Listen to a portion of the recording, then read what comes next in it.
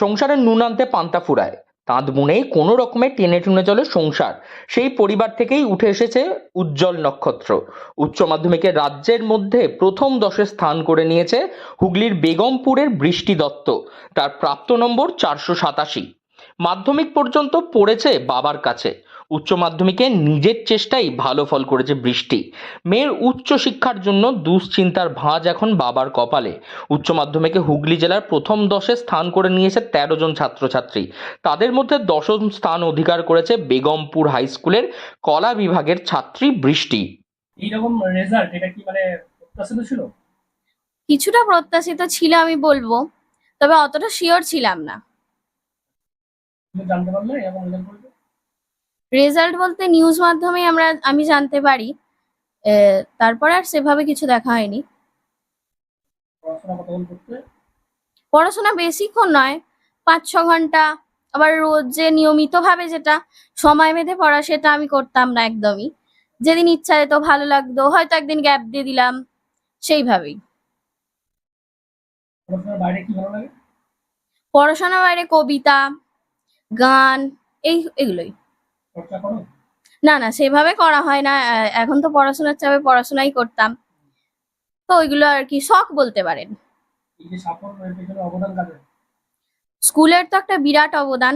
তাছাড়া আমার গৃহ শিক্ষক শিক্ষিকাদেরও আমি অনেকটা হেল্প পেয়েছি।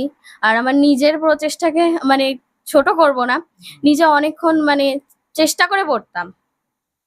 এরপরে কি পরিকল্পনা রয়েছে, কি করবে?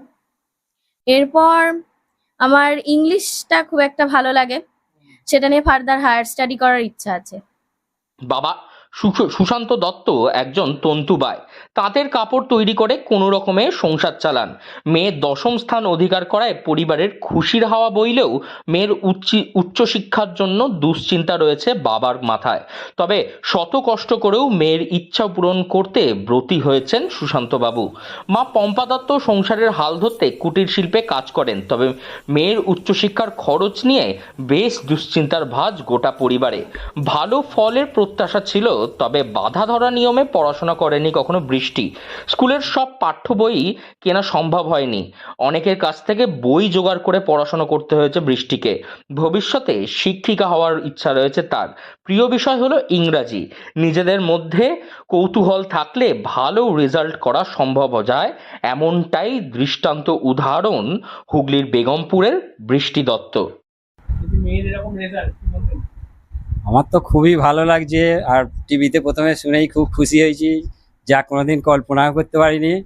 মানে ওর একান্ত জেদ, ওর খুব ইচ্ছা ছিল যে আমি একবার বেগমপুর থেকে হায়েস্ট ফার্স্ট সেকেন্ড হয়ে দেখাবো।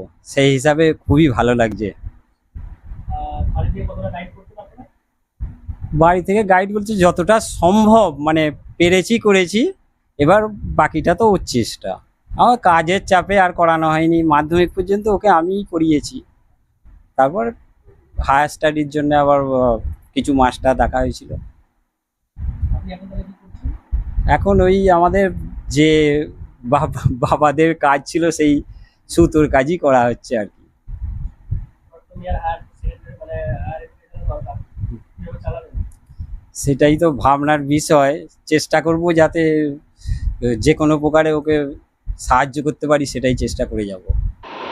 ছোট ঘর থেকেই বড় স্বপ্ন দেখার বুনিয়াদ তৈরি হয়, তারই সাক্ষাৎ উদাহরণ বৃষ্টি দত্ত। হুগলি থেকে রাহি হালদার, লোকাল 18 বাংলা।